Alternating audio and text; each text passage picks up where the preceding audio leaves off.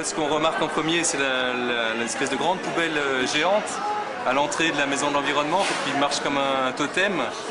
Donc c'est pour rappeler aux festivaliers que sur le site, on incite au tri. Il y a marqué ici aussi je trie, parce qu'on souhaite récupérer les seuls emballages qui sont recyclables, c'est-à-dire les bouteilles en plastique.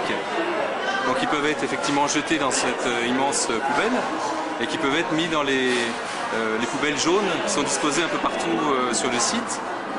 Donc ça c'est une première chose et c'est l'essentiel, récupérer tout ce qui est recyclable de façon à faire d'autres objets à partir des emballages qui seraient autrement brûlés et perdus.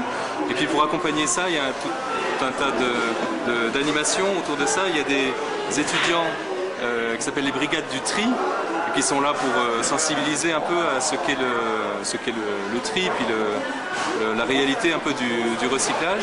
Il y a cette exposition dans laquelle vous êtes maintenant, qui s'appelle Nos poubelles années, qui est en fait une fête foraine, mais complètement détournée, réalisée à partir des objets de récupération, et qui traite de la question des déchets avec, en détournant les attractions classiques de la fête foraine. Derrière vous, il y a une voyante extra-lucide. Elle voit ce qui se passe après la mort des déchets, en gros. La mort d'un emballage. Bon, voilà, une bouteille, une fois qu'on la jette à la poubelle, sa deuxième vie. Qu'est-ce qui lui arrive? Toute la filière de recyclage, elle voit ça dans sa boule de cristal. Et puis, elle raconte ce qu'elle voit. Derrière moi, il y a un train fantôme, un tunnel qui est constitué d'une bonne tonne de déchets, à travers lequel on chemine. Et puis, il y a des installations vidéo qui présentent les gros problèmes de déchets, les objets qu'on sait fabriquer mais qu'on ne sait pas éliminer, les objets qu'on envoie un petit peu loin de nos yeux pour qu'ils soient valorisés dans des conditions qui ne sont pas forcément idéales, qui ne sont pas idéales.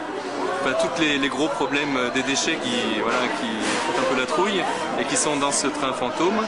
Et puis de l'autre côté, il y a des stands de tir, où là on peut, comme dans une fête foraine, tirer sur les objets recyclables, choisir entre ceux qui sont recyclables, ceux qui ne le sont pas, essayer de voir qui est responsable de la production de déchets, etc.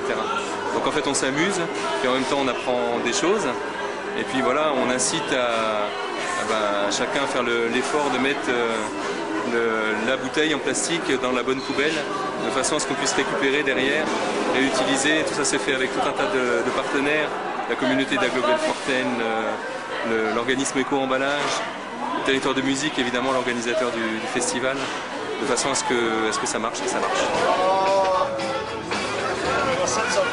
Deux musiciens belges, Herman et Rosita De Witt, c'est des luthiers, en fait ils fabriquent des instruments.